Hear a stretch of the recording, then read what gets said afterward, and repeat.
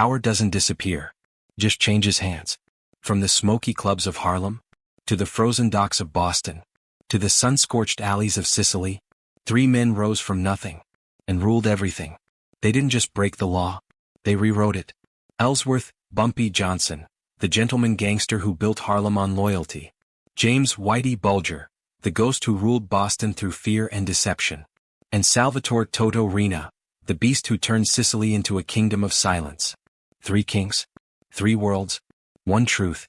Power always comes with a price. Tonight, we follow their rise, their fall, and the echoes they left behind, in the real Godfather of Harlem. Charleston, South Carolina, 1905. In a city built on salt, heat, and memory, where the air itself seemed to hang thick with the ghosts of yesterday, a boy was born into the quiet hum of labor and survival. His name was Ellsworth Raymond Johnson. The world would come to know him by another, Bumpy. But in those early years he was simply a child watching a world that never intended to make space for him. His father, William Johnson, was a stone mason, a man who shaped the walls of other men's homes, yet owned none of his own. Day after day, he laid the same white bricks for the same white families who nodded without seeing him, whose coins landed in his palm without acknowledgement. His hands were rough and gray from dust, but when he came home in the evening, there was always tenderness in them.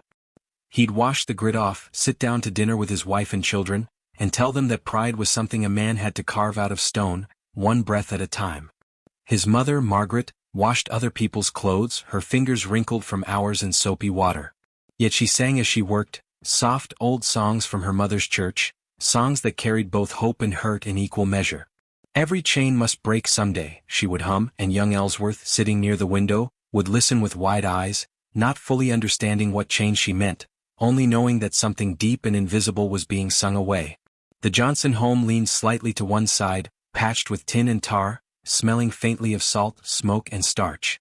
But there was dignity in its worn walls, a dignity that came not from money, but from the stubborn refusal to bow. William often told his son, "The world will try to tell you what you are, boy. Don't let it finish the sentence."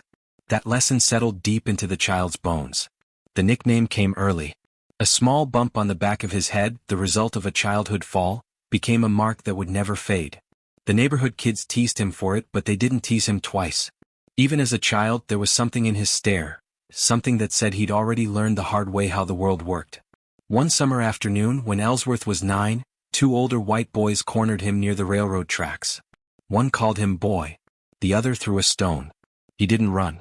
He bent down, picked up the same stone, and threw it back with perfect aim. It struck the taller boy in the mouth, drawing blood. The victory was brief. That night, a sheriff appeared at the Johnson door, red-faced and sweating beneath his hat, demanding to see the colored kid who struck a white. William Johnson stepped forward, blocking the doorway.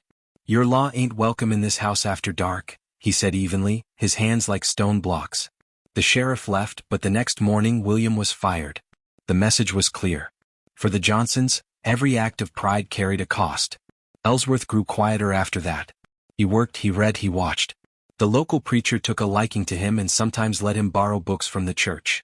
He devoured them. Frederick Douglass, Booker T. Washington, Paul Laurence Dunbar, words that felt like windows opening.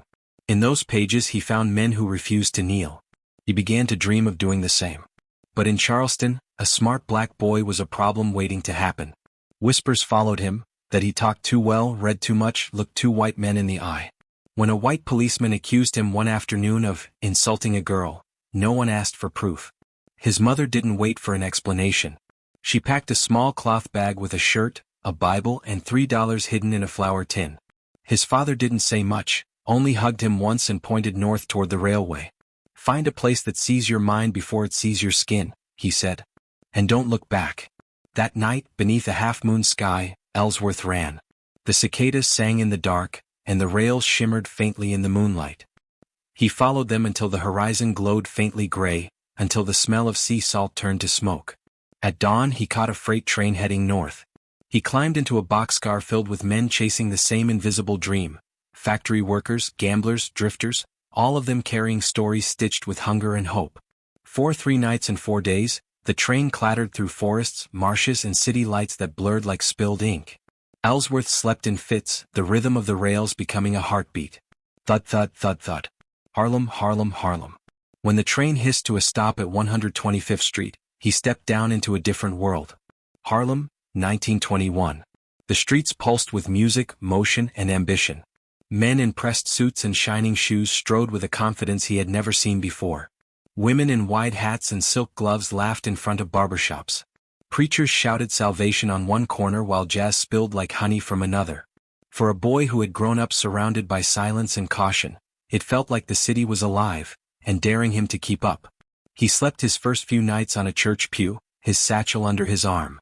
During the day he swept storefronts, carried luggage, and shined shoes outside the clubs where the rich came to forget their troubles. Every dime went to food, every glance to observation. Harlem had rules, fast, invisible rules. Who to greet, who to avoid, who to never look at twice. Ellsworth learned them all without asking. By 17 he was running numbers for small-time hustlers, carrying bets, memorizing digits, delivering envelopes across Lenox Avenue. He didn't gamble, didn't brag. He just listened. The city taught him that the real power wasn't in shouting, it was in silence, in knowing what others didn't. One humid evening he stood outside the Radium Club, where the neon hummed and trumpets howled from behind the door. A sleek black car rolled up to the curb, and out stepped a woman who made the street itself pause. She was tall, elegant, her skin glowing against a white feathered hat. The men on the sidewalk stepped aside instinctively, lowering their voices. Her name was whispered, Madame Queen. Stephanie St. Clair. Harlem's numbers queen. She ran her empire with grace and ferocity, balancing charm and danger in equal measure.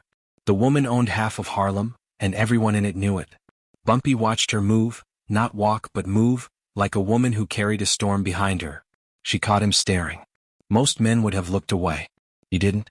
She approached, her perfume cutting through the night like jasmine and smoke. "Boy," she said softly, her voice more command than question, "you got a name?" "Ellsworth," he said, trying to sound older than he was. She smiled faintly. "Too polite for Harlem. You look like a Bumpy to me." He blinked, unsure whether it was an insult or a blessing. "Yes, ma'am," he said quietly. She studied him a moment longer, eyes sharp as glass. "Keep standing that straight when the world leans crooked," she said. "You might make it." Then she turned and disappeared into the music. For a long while after, he stood on the curb, the street humming around him. The city glowed, restless and alive. In that moment, the boy who had once run from Charleston understood something profound. He wasn't running anymore. He was building something. A place. A name. A legend that would one day stretch far beyond Harlem's borders. The train had carried him away from fear. Harlem would teach him power. And somewhere deep inside him, beneath the calm and the silence, something dangerous had started to wake. When the boy from Charleston first stepped onto 125th Street, he did not yet know the rhythm of Harlem, but Harlem knew how to test its newcomers. The sidewalks were alive. Street vendors shouted about roasted peanuts and polished shoes. Church choirs spilled onto corners, their hymns blending with the laughter from the jazz clubs down the block. Taxi horns, gamblers' dice, barbers' chatter, a preacher's sermon echoing through the wind, all of it wove together into a single relentless hum. Harlem was a city that never slept, but it demanded a price for anyone who wanted to stay awake in it.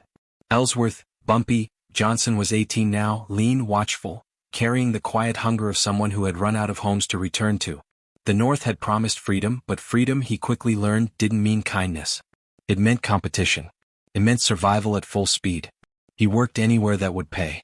Shined shoes at dawn, swept the stoops of corner stores, carried crates for grocers who didn't know his name. By night, he slept in the back pew of a small Baptist church that smelled of wax and rainwater. Every morning he would rise before the sun, wash his face with cold water, straighten his collar, and step back into the storm. Some men in Harlem moved fast and loud, chasing easy money and quick ruin. Bumpy was different. He moved like smoke. Quiet. Patient. Observing everything. He soon found that Harlem wasn't just a neighborhood. It was an ecosystem, ruled by beauty on the surface and danger underneath. The music made people forget, but the streets remembered everything. Every deal, every betrayal, every name. There was a code here, ancient and unspoken. It wasn't written in laws or books. It was written in looks, debts, and silences. By 1922, he had earned a small place in that code. He became a numbers runner, delivering betting slips from barbershops to candy stores, from basement dice games to uptown speakeasies. It was illegal, but not immoral, not in Harlem. The numbers game was how poor black families made hope real.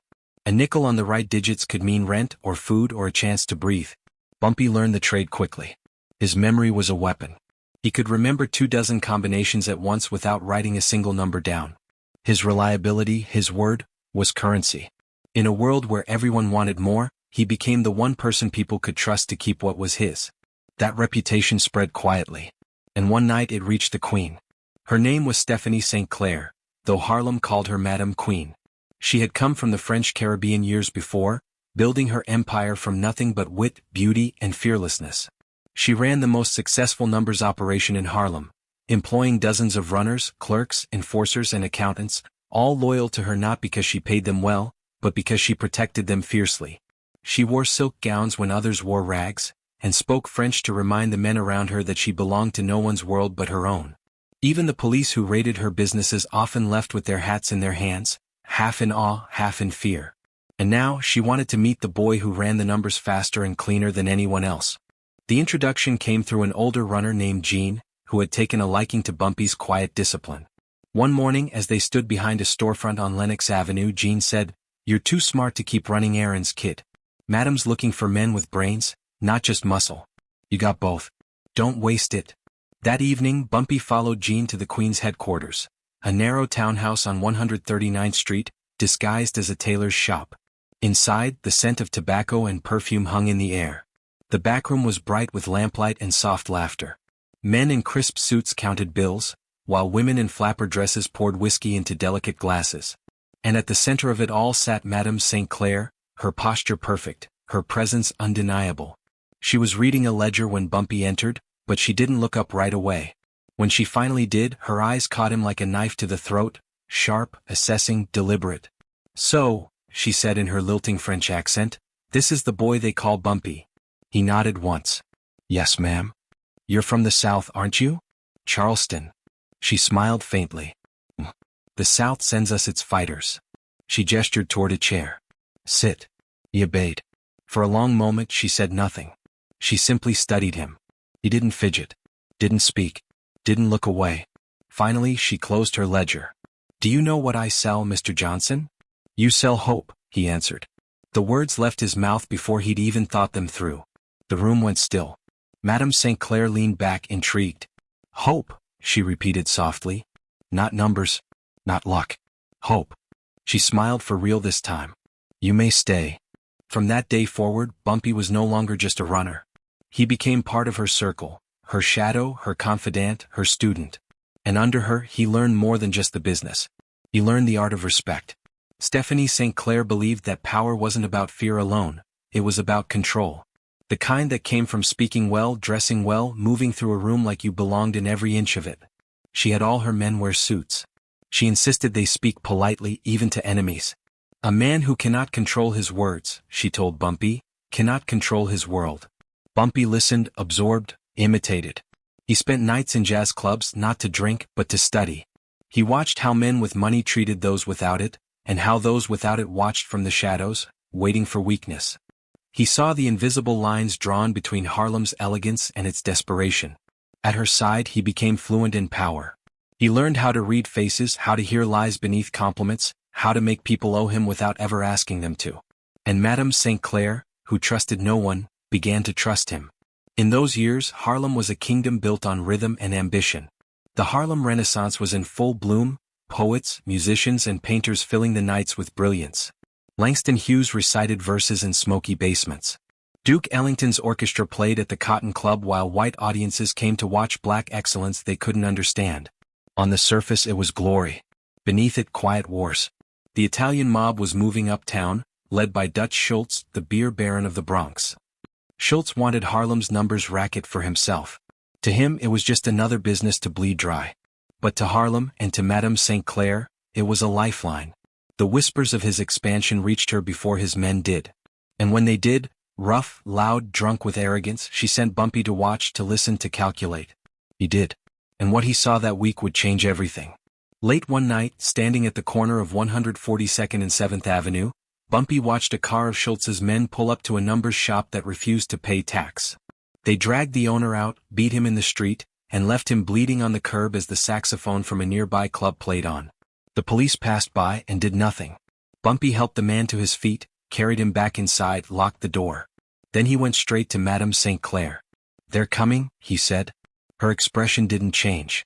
"Then," she said calmly, "we will teach them that Harlem belongs to us." That was the night Bumpy Johnson stopped being a student. That was the night he became her sword. By the end of 1924, Harlem's underworld was divided, two sides staring across a thin line drawn in blood and pride. On one side, Dutch Schultz and his Italian backers, armed with money and muscle.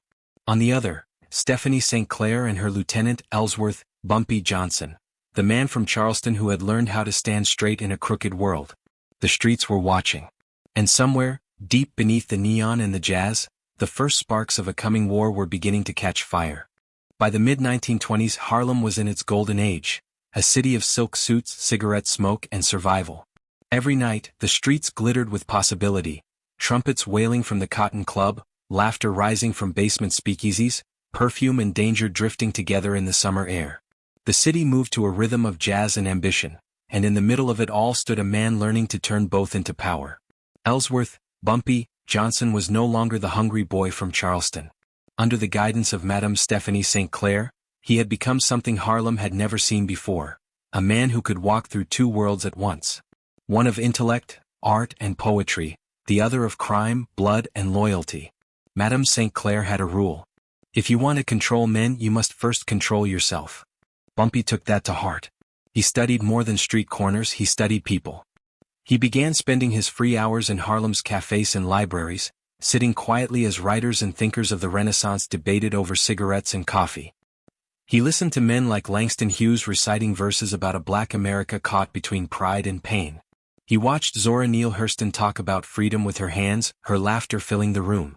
He met W.E.B. Du Bois once, briefly, at a gathering on Strivers Row, where Du Bois spoke of the talented tenth, who would uplift their race through intellect, not fear. Those words struck something deep in Bumpy. He didn't see himself as a scholar, but he understood leadership. He understood dignity. He understood that Harlem didn't need more thugs. It needed kings who knew when to use fists and when to use words. By day he managed numbers for Madame St. Clair's empire, discreet, efficient, unstoppable.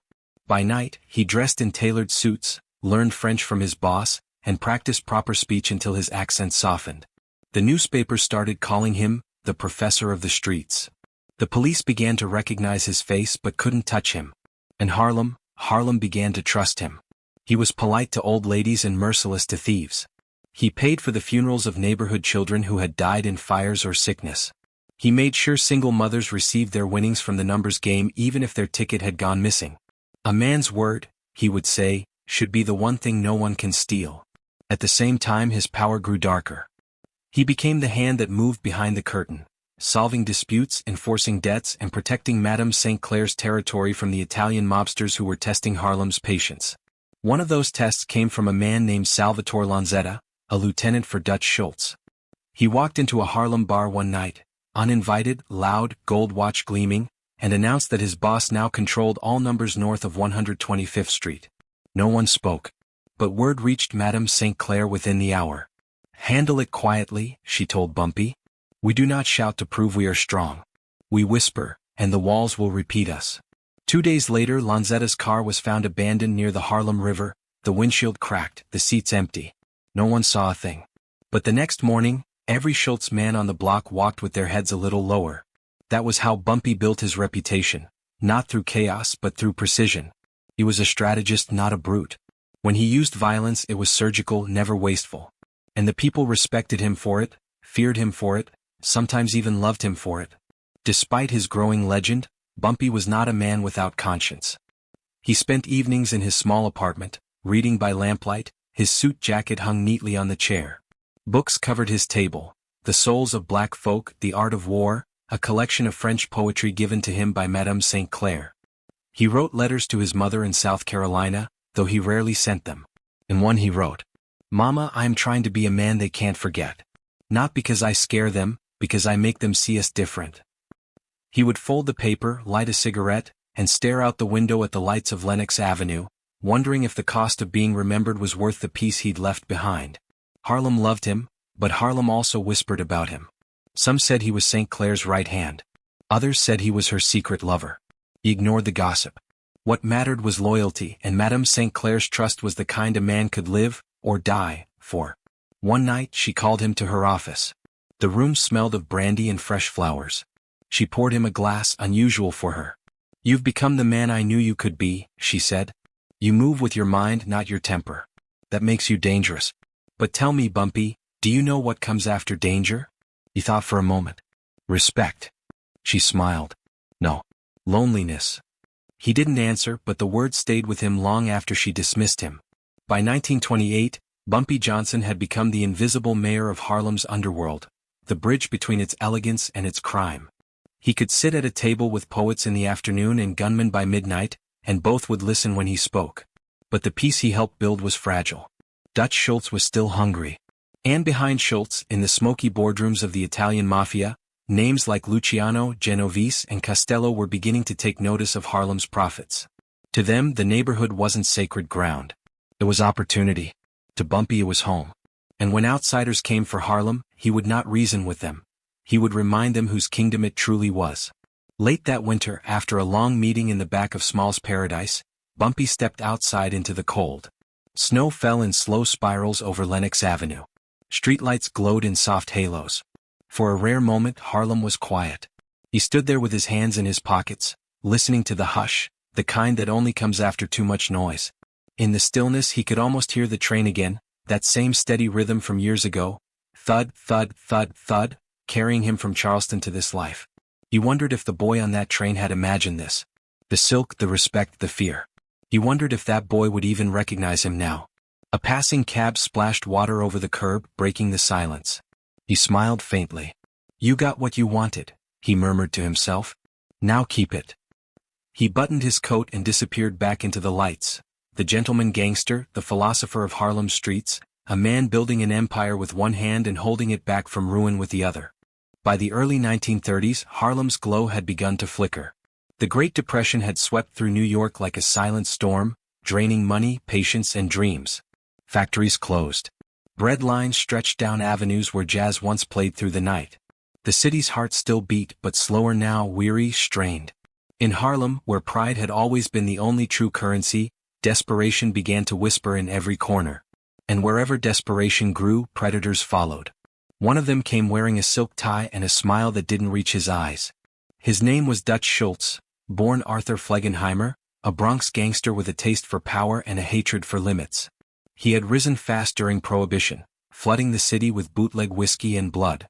By the time the 1930s began, Dutch wasn't satisfied with liquor anymore.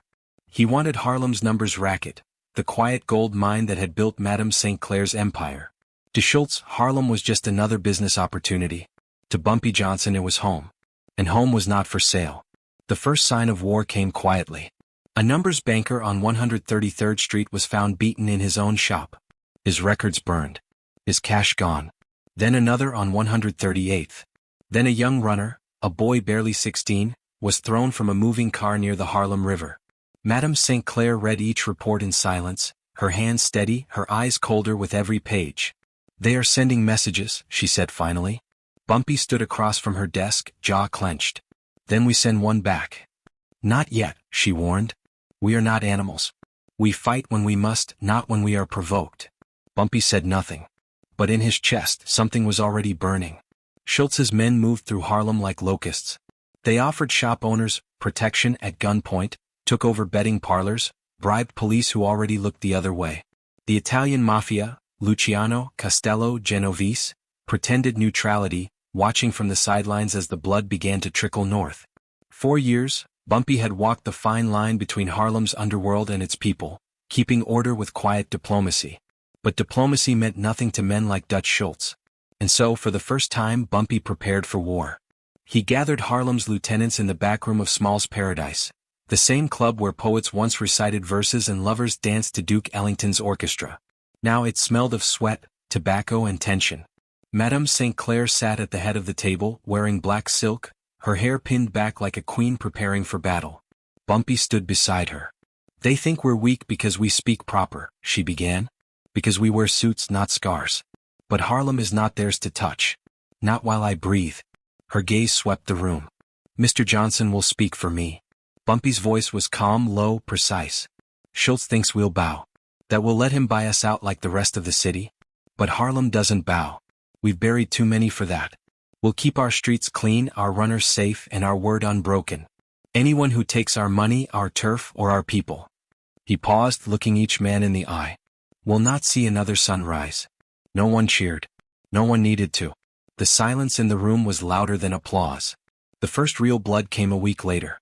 Two of Schultz's men were found in an alley off 145th Street. One shot clean through the chest, the other tied to a lamppost, a note pinned to his coat. "Harlem takes care of its own." Newspapers called it a numbers dispute. The people called it justice. The police called it Tuesday. The message worked, for a time. Schultz's thugs retreated south. But Dutch himself wasn't a man to retreat. He saw Harlem's defiance not as resistance, but as insult. And insults to Dutch had only one cure. He doubled his efforts. More bribes. More guns. He sent men disguised as customers to raid Harlem's betting parlors. He spread rumors that Bumpy was turning on his own, trying to fracture Harlem's unity from the inside. But Harlem didn't turn. They had seen what happened when outsiders tried to take their world.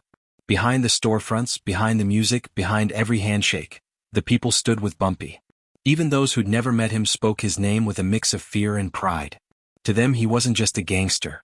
He was Harlem itself, walking, thinking, protecting. One night, after a long day of chaos, Bumpy walked alone through the empty streets. Rain slicked the pavement, turning neon lights into trembling reflections. He passed the brownstones and bars he had helped keep alive. He thought of the boy from Charleston, the one who'd thrown a stone at injustice and never stopped throwing. Now he was fighting again, only the walls were taller and the stakes far greater. He stopped in front of a small diner. The glass window was cracked, but the sign still read open. Inside, a tired old woman wiped tables. She looked up, met his eyes, and gave a small nod of thanks. Bumpy nodded back and kept walking. That tiny gesture reminded him what he was really fighting for. The months that followed were chaos. Dutch Schultz's men stormed Harlem in waves, bringing blood to the sidewalks and fear to the doorsteps. But every time they thought they'd taken ground, Bumpy was already there, one step ahead, one move sharper. He knew Harlem's maze of alleys, its secret routes and safe houses, its whispers and signals. To him, the city was an open chessboard, and he had spent years learning how every piece moved. Schultz had money. Bumpy had Harlem. And Harlem was priceless. By late 1935, the war had reached its breaking point. Dutch Schultz was desperate, reckless. He began plotting to kill Thomas Dewey, the district attorney investigating his empire. That plan didn't sit well with the Mafia Commission. Luciano, ever the strategist, decided Dutch was too dangerous to keep alive. One October evening, as Schultz dined at a restaurant in Newark, his own men turned on him. He was shot multiple times and died 2 days later. When word reached Harlem, Bumpy was in Madame St. Clair's office. She read the newspaper headline aloud, her voice steady, "Dutch Schultz gunned down in New Jersey." She looked at Bumpy. "It's over." He shook his head slowly. "No, ma'am. It's never over. It just changes hands." For the first time in years, Harlem exhaled. The blood dried, the music returned, the laughter came back to the streets, quieter, older, wiser. People forgot how long they had lived in fear, and began to remember how to dance again. And in that fragile peace, Bumpy Johnson's name became legend. He had defended Harlem not with armies but with loyalty. He had faced the mob and won, not through chaos but through control. That night he walked alone again, past the same streetlights, past the same clubs. He looked up at the skyline and thought about the cost of power. Every friend buried, every night spent waiting for retaliation, every soul lost to ambition. He lit a cigarette and whispered to himself, "You fight for the crown, then you wear its weight." The wind carried his smoke away, curling it upward into the Harlem night, a quiet salute to all those who had fallen in the war that had no victors, only survivors. And for now, Bumpy Johnson was the last one standing. The war was over. At least that's what the papers said. Dutch Schultz was dead. His empire scattered, his lieutenants gone, his name already fading into the long list of gangsters who mistook brutality for power. But for Harlem, victory didn't bring peace. It brought attention. Because when Schultz fell, something else moved in to take his place. Something older, colder, and infinitely more calculating. The Italian mafia had watched the Harlem War from the shadows, and now they knew what the city was worth. Harlem was no longer just a neighborhood of nightclubs and music halls. It was an economy, pulsing, disciplined, and run with elegance by a black woman and her sharp-minded lieutenant. To Charles "Lucky" Luciano, that kind of operation wasn't competition. It was opportunity. In the winter of 1936, Harlem was blanketed in snow. The jazz still played, but softer now, as if the city itself was catching its breath after too much violence. Bumpy Johnson walked the streets in silence. The same streets he had defended with blood, now calm beneath the white hush of winter. He had expected chaos to follow Schultz's death. Revenge, betrayal, the usual dance of power after a king falls. But what came instead was something more subtle, a meeting request. A man named Meyer Lansky, one of Luciano's most trusted advisors, sent word through an intermediary, "Mr. Luciano wishes to speak business with you." Bumpy read the note twice, then folded it neatly into his coat pocket. He knew what it meant. The Italians weren't coming to make war. They were coming to make peace, on their terms. The meeting was arranged quietly, a backroom of an upscale club on the Lower East Side. The room smelled of cigars and polished wood. The table was wide and empty, except for 2 glasses and a bottle of scotch that hadn't been touched. Luciano arrived first. He wasn't what most expected of a crime boss. No loudness, no bravado. Just a calm, confident presence. His suit immaculate, his expression unreadable. When Bumpy entered, their eyes met across the room. 2 men from worlds that were never meant to meet, now standing as equals. Luciano gestured to a chair. "Mr. Johnson. Sit." Bumpy did. For a moment, neither spoke. The only sound was the faint hum of traffic outside. Finally, Luciano broke the silence. "You did something most men couldn't," he said. "You beat Dutch Schultz, and you did it without turning Harlem into ashes. That takes brains." Bumpy studied him carefully. "Brains only matter if the city remembers them." Luciano smiled slightly. "Then let's make sure it does." They talked for hours, not about blood but about business. Luciano explained the future he was building.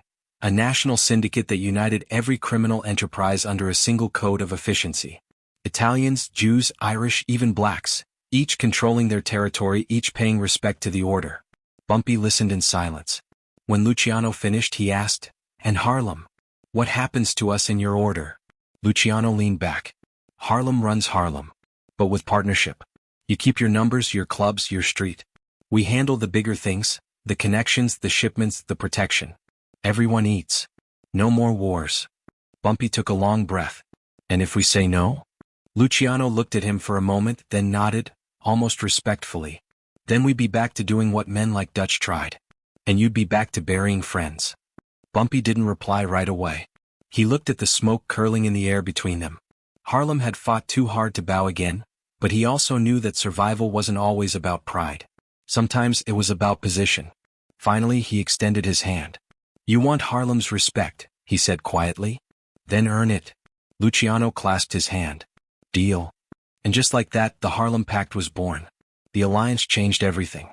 For the first time in history, a black man sat at the table of organized crime's highest council, not as a subordinate but as a partner. Luciano respected discipline and Bumpy commanded it. Under the agreement, Harlem retained control of its own operations. The mafia handled distribution and protection from outside interference. No one touched Harlem without Bumpy's say-so. And anyone who broke the pact paid for it, in silence. The peace that followed wasn't clean, but it was stable. For the next decade, Harlem thrived again. The nightclubs filled, the numbers ran smooth, and the streets breathed easier.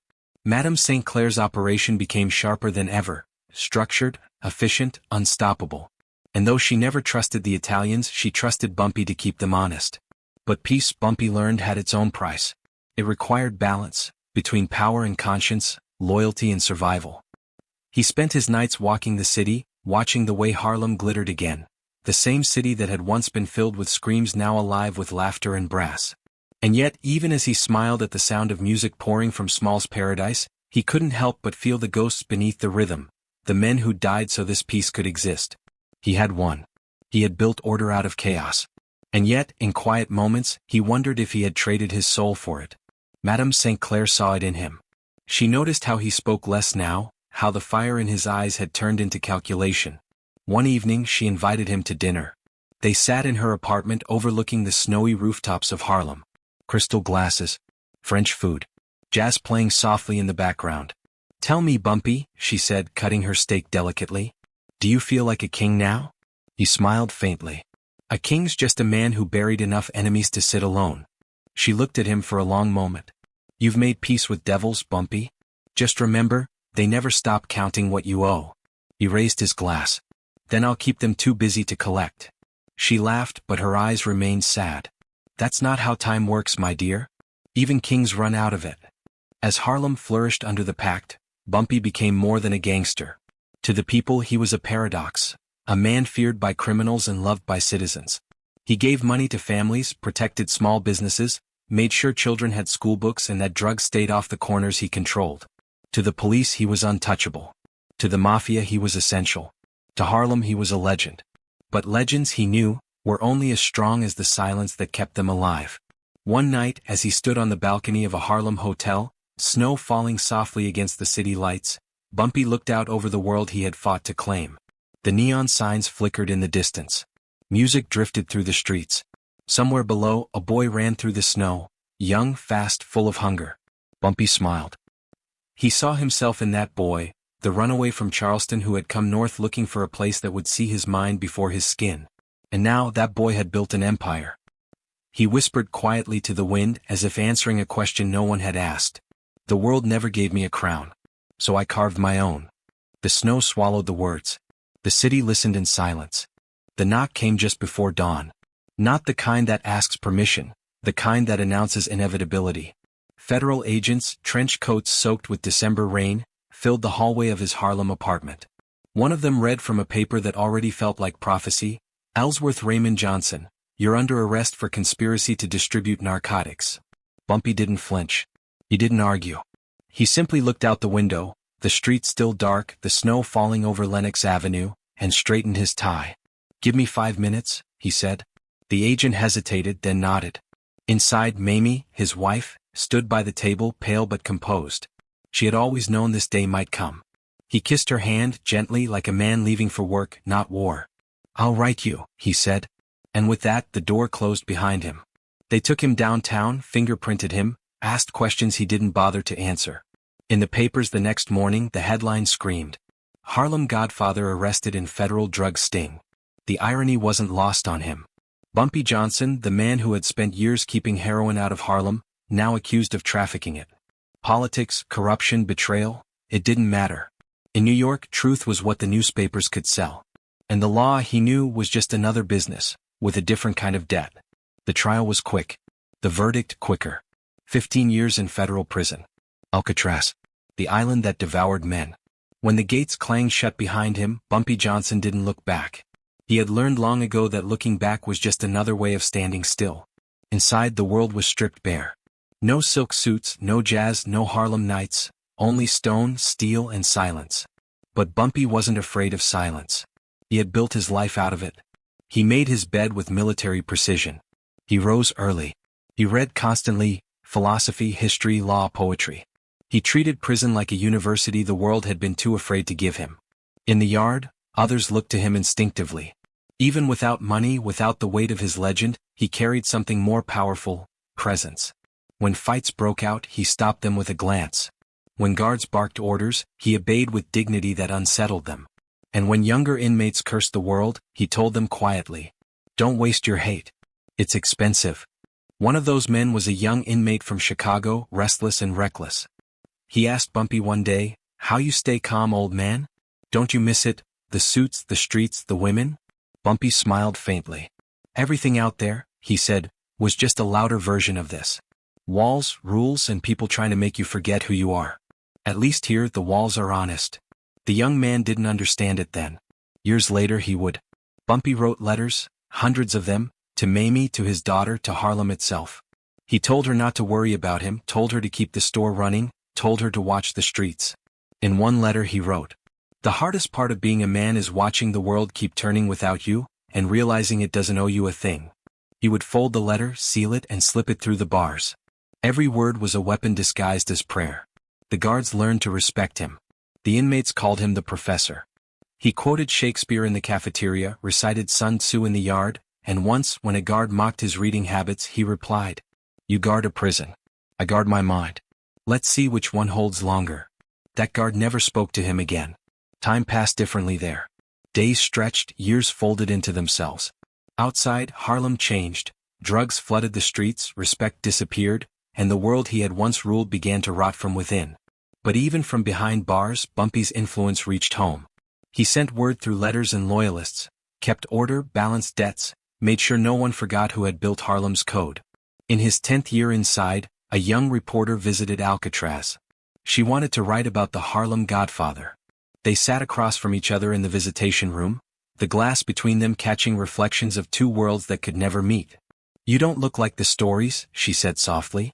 He smiled. "That's because stories need monsters. I'm just a man who never liked being told where to stand." She hesitated. "Do you regret it? The life?" He looked at her for a long time, then shook his head. "I regret nothing that kept food on the tables of my people. I regret everything that made them forget to eat together." When she published the article, her editor titled it, "The Philosopher of Harlem." It was the first time the press had ever spoken of him with respect. 15 years. That was the sentence. But to Bumpy, it felt like a lifetime compressed into stillness. When release finally came, the warden handed him his old hat and coat. He turned to leave, then paused at the door. The warden asked, "What's the first thing you'll do out there?" Bumpy smiled, slow and steady. "Listen," he said. "You forget what the world sounds like when you stop hearing jazz." Outside, the air hit him like memory, sharp, cold, alive. He closed his eyes and took it in. Harlem was waiting, though not the same Harlem he had left. The streets had changed. The code was gone. Respect had turned into greed. And the young men, they didn't know his name, only the legend. He lit a cigarette, watching the smoke curl upward into the city he had once ruled. Everything had changed, and yet nothing had. The city still needed order. Still needed someone who understood that true power was never loud, never desperate. It was quiet. It was earned. And Bumpy Johnson was coming home. The day Bumpy Johnson walked out of prison, the sky over New York was gray. A thin mist hung over the harbor, and the city skyline rose ahead like the bones of a sleeping giant. The world hadn't stopped for him.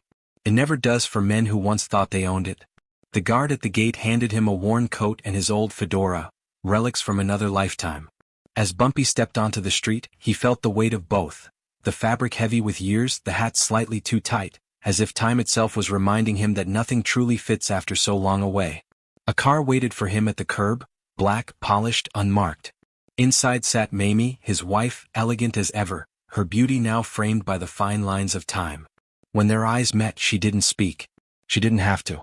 10 years of silence had already said everything. She reached over, took his hand and whispered, "Welcome home, Mr. Johnson." Home. The word hit him harder than the years in prison. Because the Harlem he returned to wasn't the Harlem he had left behind. When the car turned onto Lenox Avenue, he saw it at once. The streets that once danced with rhythm now sagged under fatigue. The laughter had dimmed. The jazz was quieter. The faces were harder. Corner boys sold tiny envelopes instead of number slips. Kids who once carried messages for Madame St. Clair now carried syringes in their pockets. And the music, that sweet, defiant heartbeat of Harlem, now played only in fragments, muffled beneath the sound of police sirens and whispers of fear. Bumpy leaned back, eyes narrowing as he watched it all pass. It wasn't just crime that had changed. It was the code. The respect was gone. The order was gone. And in its place was something colder, greed without loyalty, money without honor. He murmured under his breath, "They turned the crown into a curse." At home, the smell of perfume and coffee filled the apartment. Mamie had kept everything almost the same. The framed photographs, the books, the quiet jazz on the radio. But even in the warmth of that room, Bumpy felt the chill of distance. That night, after dinner, he stood by the window looking out over 7th Avenue. The streetlights glowed dull yellow through the fog. "You don't have to go back to that life," Mamie said softly, walking up behind him. "I'm not going back," he replied. "I'm just going home." She sighed. "They don't remember you, Bump. Not like before." He turned to her, calm, steady, the same way he'd always been. "They don't need to. The city remembers me even if the people forget." The next morning he put on his hat and walked out alone. Every step felt like walking through a photograph of a life that no longer existed. The barbershops had new faces. The clubs had new names. The runners, gone or dead. He stopped by the corner where he and Madame St. Clair once stood, plotting their future like generals of a forgotten kingdom. The building was boarded up now. She was long gone, retired to France, they said. The Queen of Harlem had left her throne to a generation that didn't know her name. For a moment Bumpy closed his eyes. He could still hear her voice, that soft, sharp French accent. Remember, my dear, power is not in the money. It is in the respect that money buys. When he opened his eyes, the world had changed again. Respect was extinct. He walked into a small diner on 145th, one of the few that still looked the same. The waitress, an older woman, recognized him instantly. "Lord Albee," she whispered. "You really back?" "Guess so," he said, sliding into a booth. She poured him coffee, her hands trembling just a little. "You missed a lot, Mr. Johnson?" He nodded. "Looks that way. You hear about Big Red? Got shot last month. Heroin deal gone bad. Kids don't do numbers no more." Bumpy stirred his coffee slowly. "I can see that. You gonna fix it?" she asked, half joking, half hopeful. He looked up, his eyes calm, unreadable. "I don't fix things," he said quietly. "I remind people how they're supposed to work." Later that day he visited Junie Bird, an old associate who now ran one of the remaining gambling houses. Junie was heavier, slower, but still loyal. When Bumpy walked in, the room froze. Every man there, half curious, half afraid, knew exactly who had just returned. Junie grinned, wide and nervous. "Bumpy Johnson. Thought you was a ghost." "Maybe I am," Bumpy said. "But ghosts don't like what's happened to their house." They talked for hours. About business. About the streets. About how things had fallen apart. Junie told him names, new players, young dealers, out-of-town suppliers flooding Harlem with heroin. It wasn't business anymore. It was infection. And Bumpy realized that the fight waiting for him now wasn't about turf or money. It was about soul. Harlem had lost its soul. That night, back in his apartment, Bumpy lit a cigar and sat in the dark. The city hummed below, cars, sirens, voices, the same song but out of tune. He thought of the code he had once lived by. Discipline. Respect. Community. Now kids pulled triggers for scraps. The mafia no longer negotiated, they dictated. And the police? They didn't even bother pretending to care. But power, Bumpy knew, never really disappeared. It only changed hands. And he was still the kind of man who could take it back. A week later he made his move. He gathered the old guard, men who still remembered what Harlem used to be. They met in the back of an old club on 133rd Street, the same one where he'd first worked as a runner decades earlier. The air was thick with cigarette smoke and memory. Bumpy stood at the head of the table. "I'm not here to start a war," he said, his voice calm but firm. "I'm here to end one. Harlem belongs to Harlem, not to outsiders, not to dope pushers, not to men who forgot where they came from." Someone asked, "And what if they don't listen?" Bumpy looked up, eyes hard as glass. "Then we'll teach them the old language." The room went silent. Every man there knew what that meant. The gentleman gangster was back, not for revenge but for restoration. Not to reclaim power but to reclaim balance. In the weeks that followed, whispers spread through Harlem again, quiet at first, then everywhere. "Bumpy's back." Some laughed. Some trembled. Some prayed. He walked the streets each morning, calm, composed, tipping his hat to the old ladies, handing coins to kids, nodding to men who looked away too quickly. He didn't need to announce himself. The city already remembered. One evening he stood outside the Apollo Theater. The marquee lights blinked above him, the crowd spilling into the night after a show. For a moment he smiled, the way a king smiles at a kingdom he still loves, even after it's forgotten his name. Then he turned away and disappeared into the Harlem fog. Not as a ghost. Not as a criminal. But as a man returning to finish what he started. The legend was back. And Harlem, whether it was ready or not, was about to remember what order felt like again. By the spring of 1962, Harlem had become a battlefield without banners. The clubs still opened, the jazz still played, but the rhythm was hollow. The streets that once sang of ambition now whispered of addiction. Every corner had its new prince, young, reckless, drowning in heroin money.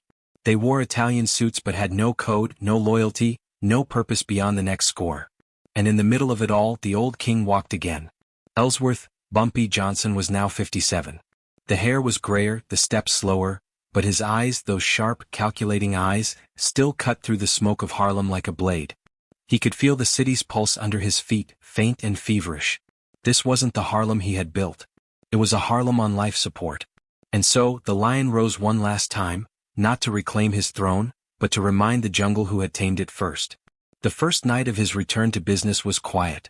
He met Junie Bird, Slick Walker, and the last of the old guard in the back of a dim cafe on 137th Street. Outside, rain tapped the windows like a soft metronome. Inside, the men looked at him the way soldiers look at a general who'd already survived every war they feared. "They think they run Harlem," Junie said. "These kids got guns, cars, no fear. They don't know the rules."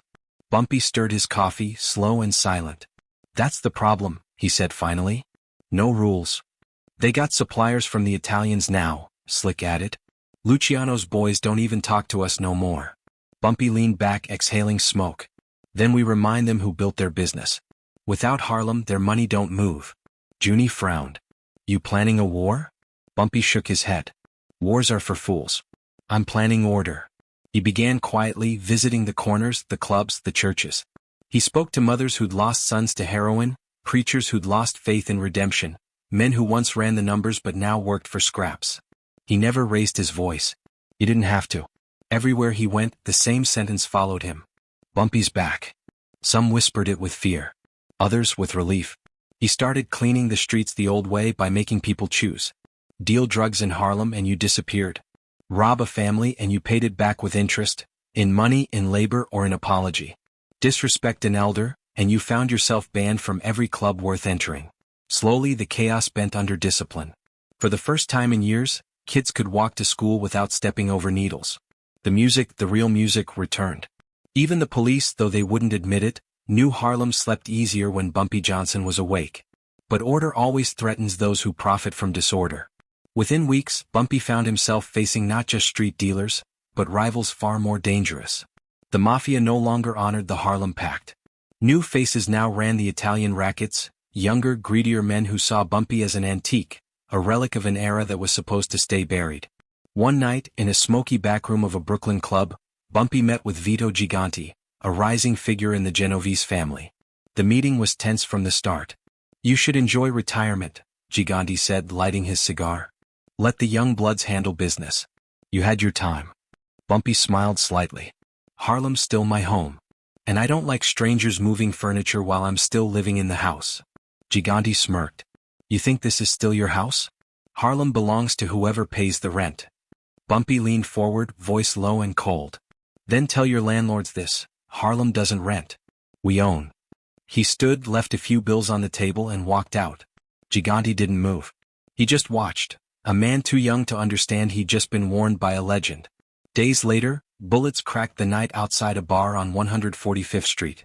2 of Bumpy's men were dead before they hit the ground. The newspapers called it a gang dispute. Bumpy called it a message. He didn't respond immediately. He waited. He let them believe the lion was sleeping again. Then one by one the men who'd ordered the hit vanished, quietly, efficiently. No headlines. No witnesses. Just silence, the kind Bumpy had always preferred. The mafia understood. The streets remembered. And for a while Harlem breathed easy again. But age is a quieter enemy than any bullet. And even lions grow tired. Some nights, Bumpy sat in his apartment, listening to the hum of the city below. Mamie would pour him coffee, sit beside him and ask, was it worth it? He'd look at her, that same calm gaze that had carried him through a lifetime of war, and answer, "Ask me when it's over." "But it never is it?" she said once. He smiled sadly. "That's how you know you mattered." The end came without warning, not from a rival, not from a betrayal, but from time itself. In July 1968, Harlem was changing again. The civil rights movement had given people hope, but the streets were restless. That night, Bumpy met a few close friends for dinner at a restaurant on 126th Street. They laughed, reminisced, spoke of old days and better music. He was telling a story about Madame St. Clair, the way she once outwitted an entire police raid with nothing but a phone call, when his voice suddenly stopped. He clutched his chest. For a moment no one moved. Then his cigar fell from his hand. By the time help came, Ellsworth Bumpy Johnson, the godfather of Harlem, the gentleman gangster, the man who ruled with both book and blade, was gone. News of his death spread like a whisper carried by the wind. The next morning Harlem stood still. Barbershops closed. Clubs dimmed their lights. Even the dealers on the corners lowered their heads. Men who had once feared him now spoke of him with reverence. Women lit candles in their windows. And somewhere the jazz played a little slower, softer, as if the city itself was saying goodbye. At his funeral hundreds came. Politicians, musicians, hustlers, preachers, mothers, all standing side by side. The preacher spoke of sin and redemption, but everyone there knew Bumpy's story couldn't fit in either box. He wasn't a saint. He wasn't a villain. He was Harlem, in all its glory and contradiction. And when they lowered his coffin into the ground, a breeze swept through the cemetery, warm, unexpected, almost gentle. Someone whispered, "The lion sleeps." But even that wasn't true. Because legends like him don't sleep. They echo. In the music. In the rhythm of the streets. In the unspoken rules that still keep the city standing. The summer of 1968 was heavy with heat and history. New York shimmered under the haze of protest marches, jazz festivals, and grief that never seemed to end. The world was changing faster than anyone could follow. And Harlem was breathing between two centuries, too proud to die, too tired to rise. Ellsworth, Bumpy Johnson woke early that morning as he always did before the sun. The city outside his window was quiet, half asleep, the street lamps still glowing against the dawn. He moved slowly now. Years of war, prison, and command had worn his body down, but not his mind. His mind was still sharp, still pacing, still watching the board. He poured himself coffee, black and strong, and sat by the window of his apartment on 120th Street. The same street he had once ruled with nothing but silence and a stare. Outside he could see the city he had loved and cursed in equal measure, its cracks, its brilliance, its stubborn rhythm. To him Harlem was more than a place. It was an idea. An idea worth bleeding for. By noon he had already walked the neighborhood, his usual ritual. Old men tipped their hats, women called out his name softly from stoops. A few younger faces watched him without recognition. To them he was just another old man in a gray suit with a fedora tilted just so. They didn't know that the sidewalk they stood on, the peace they took for granted, had once been bought with his sweat and blood. He smiled faintly at that. That's how it should be. The best kind of power, he thought, is the kind that people forget came from fear. That evening he decided to eat out, not because he needed to, but because he wanted to see his city one more time under the glow of its own heartbeat. He put on a fresh suit, polished his shoes, and slipped the gold watch Mamie had given him decades ago onto his wrist. It still ticked perfectly, steady, precise, unyielding. Just like him. At 7 o'clock he walked into Wells' Restaurant, a Harlem landmark known for its fried chicken and jazz-smooth crowd. The moment he entered, conversations paused, only for a second, but long enough for the past to nod to the present. People still recognized him. Not everyone but enough. He took his usual table in the corner, where he could see everything without being seen too much.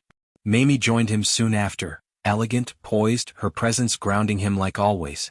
They ordered dinner, simple and familiar, fried chicken, collard greens, cornbread and coffee. As they waited, a few patrons came to pay their respects. One of the waiters, a young man barely 20, leaned in and whispered, "My granddad used to talk about you, Mr. Johnson. Said you kept Harlem clean." Bumpy smiled. "Tell your granddad he's too kind." The boy grinned, not knowing that he was speaking to the very man who had once rewritten the rules of those streets. Dinner was quiet, peaceful, laughter in small doses, soft music drifting through the air. Bumpy looked across the table at Mamie and felt something he hadn't felt in years, stillness. The kind that comes not from victory but from acceptance. He talked about old times, the war with Dutch Schultz, the Harlem Pact, Madame St. Clair's wit, the men they'd lost. Mamie listened with a small smile, her eyes glimmering with pride and sadness. They had survived everything the world could throw at them, and somehow they were still here. When the food arrived he took a slow bite, savoring the taste. It was as good as he remembered. Maybe better. Maybe because he finally knew how to appreciate simple things. Then mid-sentence his words faltered. He touched his chest, just once, gently, as if confirming that something inside had shifted. Mamie leaned forward instantly, her eyes wide. "Bumpy?" He exhaled slowly, as though the weight of decades had suddenly decided to settle all at once. The sound of the restaurant faded, the chatter, the clinking plates, the music. For a brief moment the world around him seemed to slow down. He looked at Mamie, the woman who had carried his name and his burdens, and smiled one last time. "Tell them," he whispered, "Harlem's still mine." Then the lion fell silent. The city took the news like a ghost entering the room, softly and then all at once. By dawn it was everywhere. Bumpy Johnson, the man who had outlived gangsters, mobs and time itself, was gone. Heart failure, the papers said. Poetic justice, some muttered. But those who truly knew him just shook their heads and said, "He died the only way a king should, on his throne." His funeral was like no other. Hundreds came, Old associates, preachers, jazzmen, politicians, even enemies who couldn't stay away. Harlem stood shoulder to shoulder that day, as if remembering what unity had once meant. The preacher spoke of redemption, but his words were drowned by the quiet hum of grief. Outside, the street filled with people holding hats over their hearts as the hearse passed. No one spoke. No one needed to. Even the wind seemed to slow for a moment, a rare peace settling over a city that had long forgotten the meaning of the word. When the coffin lowered into the ground, Mamie stood still, head high, eyes dry. She had spent her life with a man the world would never fully understand, and maybe that was the point. He wasn't meant to be understood. He was meant to be remembered. That night Harlem was quiet. No fights. No gunshots. No noise. Just rain falling softly on brownstone roofs and the distant echo of a saxophone somewhere down 125th Street. And if you listened closely, really listened, you could almost hear his voice, steady and calm, cutting through the hum of the city. Hold your head high. Respect is the only currency that never loses value. For a man who lived between shadow and honor, that final night wasn't an ending. It was an echo. A promise whispered into the city he loved. That no matter how the world changed, Harlem would always remember the sound of his footsteps. And long after the lights dimmed and the rain stopped, the legend of Bumpy Johnson, the real godfather of Harlem, kept walking those streets, unseen but never gone. Because kings don't disappear. They just rest. Until the city needs them again. Boston was not a city of rhythm. It was a city of silence, of narrow streets, cold wind, and long memories. And in the 1970s, when America's faith was crumbling and its cities began to rot from the inside, silence was where monsters learned to breathe. In South Boston they called him Jimmy. To the police he was Whitey. To the people who really knew him, he was something else entirely. A ghost with blue eyes. A man who smiled without warmth. The king of nothing and the ruler of everything. James Joseph Bulger grew up on the edges of poverty and violence. His family lived in a cramped apartment near the old harbor housing projects. A place where loyalty was currency and fear kept the streets clean. He was the second of 6 children, named after a priest but drawn to sin early. While other boys played ball, Whitey studied people. The tone of their voices, the twitch before a lie, the weakness in their eyes. He learned that power didn't come from fists but from control. And he learned early that control was built on secrets. By 16 he had his first arrest, armed robbery.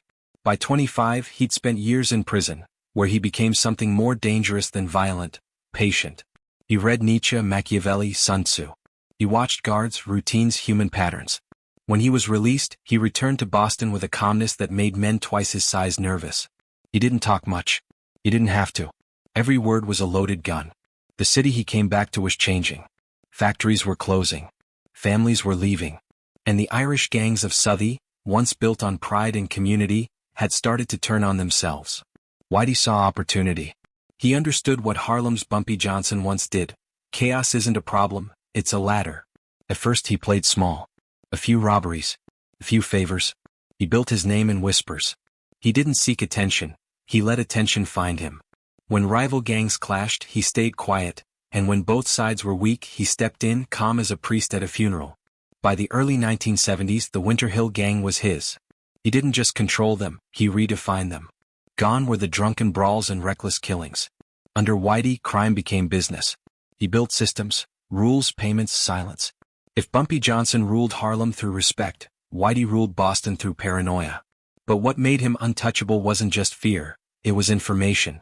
Whitey Bulger was many things: criminal, killer, strategist. But above all, he was an informant. For years, the FBI believed they were using him to dismantle the Italian mafia. What they didn't realize was that he was using them to dismantle everyone else. He gave them names, rivals, competitors, anyone who threatened his empire. In return they gave him freedom. He walked the city with invisible armor, federal protection disguised as coincidence. The agents who met with him saw him as a necessary evil. He saw them as pawns. Each one became part of a web that grew thicker and more dangerous with every secret whispered in confidence. He called it balance. Everyone else called it corruption. Whitey moved through Boston like a ghost no one could touch. He extorted drug dealers, owned nightclubs, and controlled the South Boston rackets, all while feeding the FBI just enough truth to keep their leash loose. To his neighborhood he was a paradox, a criminal who also gave back. He helped old women pay rent, bought groceries for struggling families, and kept outsiders from bringing drugs into Southie. He ruled through contradiction, violence wrapped in virtue. To some, he was a monster. To others, a protector. And to himself, a man doing what the world forced him to do, survive. By the late 1970s, the Winter Hill Gang was feared across New England. Murders, disappearances, extortion. All clean, efficient, untraceable. Whitey had built something resembling peace, but peace built on blood never lasts. He'd watch the ocean some nights from Castle Island, cigarette in hand, eyes reflecting the black water. He once told a lieutenant, "Power's like this tide, looks calm from here but it's always pulling something under." That line would outlive him. In public he was untouchable. In private he was haunted. Every informant, every deal, every secret created another ghost. Men who vanished without trace, buried in forgotten lots and shallow graves. Whitey kept their names in his mind like prayers, not of guilt but of control. He believed that to remember them was to own them forever. Yet sometimes in quiet moments when the streets were empty and the city lights flickered in his window, he'd hear things, echoes that weren't really there. Footsteps in hallways. Breathing where there shouldn't be. And in those fleeting seconds even Whitey Bulger, the man who feared nothing, wondered if the ghosts of Boston were coming home. The empire grew. So did the illusion. The FBI, blinded by their own ambition, protected him even as bodies piled up. They called him their asset. But the truth was simpler, he owned them. Whitey Bulger had managed what few ever could, to become both predator and prey, hunter and hunted, saint and sinner, all in one man. Yet beneath all that power something was beginning to crack. Because power built on secrets doesn't last forever. It corrodes from within. And in a few short years, the same silence that had protected him would finally turn against him. On winter nights, Boston still remembers him. The wind in Southie carries stories of a man with pale eyes and a colder heart, who made deals with devils and thought he could outlive them all. Some call him evil. Others inevitable. But the truth, like the city itself, lies somewhere in between. He wasn't just a gangster. He was the echo of a system that birthed him, used him and finally tried to forget him. And like all ghosts, Whitey Bulger never really left Boston. He just learned how to haunt it quietly. Sicily. The land where beauty and blood have shared the same soil for centuries. A place where lemon trees bloom beside gravestones, and where the silence of the hills hides stories too terrible to speak aloud. It was there, in the dusty town of Corleone, that a boy named Salvatore Riina was born in 1930. His father was a poor farmer who died trying to steal explosives from a construction site, killed by the very blast meant to change his fortune. From that moment on, young Salvatore learned two things. That life was cruel and that power was the only antidote. They would call him Toto. But history would remember him as La Belva, the Beast. Corleone was not the romantic village the movies would one day sell to the world. It was hard, cold and ruled by silence. The mafia there wasn't glamour, it was gravity. Every man felt its pull whether he wanted to or not. By his teens, Toto Riina had already joined Cosa Nostra, our thing. He started small, carrying messages, collecting debts, watching and learning. But even then, those who looked into his eyes said there was something missing. Not fear. Not hesitation. Something deeper. Mercy. He never drank. Never gambled. Never bragged.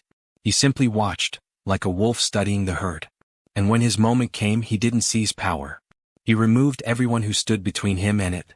In the 1970s, Sicily's mafia was divided, old families clinging to tradition, young ones chasing profit from the new drug trade.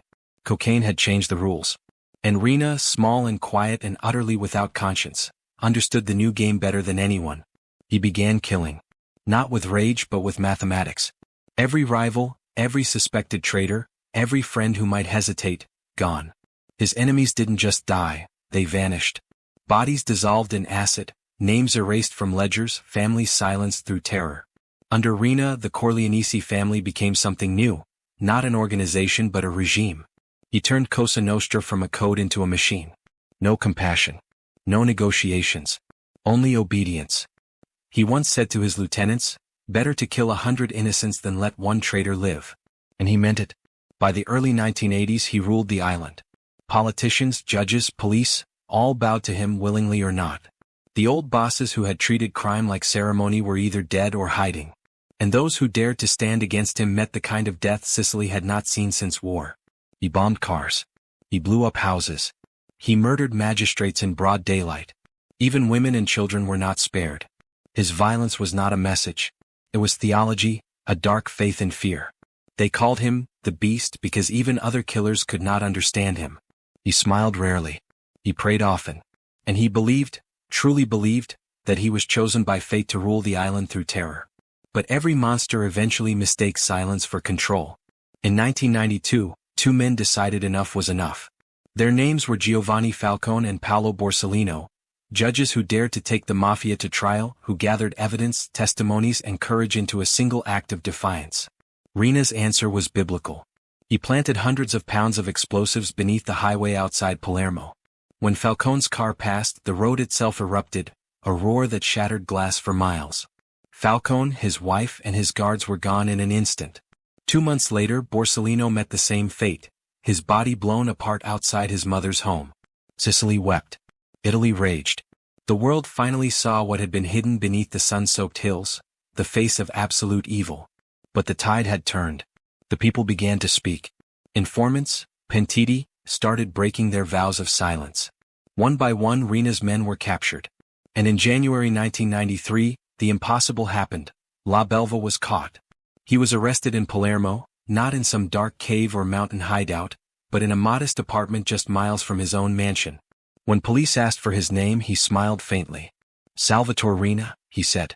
"You know who I am." He offered no resistance. He didn't need to. He knew fear would do the talking for him. In court he remained calm. Never shouted. Never begged. When prosecutors listed his crimes, the bombings, the killings, the children, he simply listened, eyes half closed as if bored. When asked if he regretted anything, he smiled. "Regret is for the weak," he said. He was sentenced to multiple life terms, more than one lifetime for every life he had taken. He would serve them all in a solitary cell, a king in a cage of concrete. He died in 2017 at the age of 87, still unrepentant, still dangerous even in memory. When the news broke, Sicilians didn't celebrate. They simply exhaled, the way a prisoner might after hearing the guard's footsteps fade down the hall.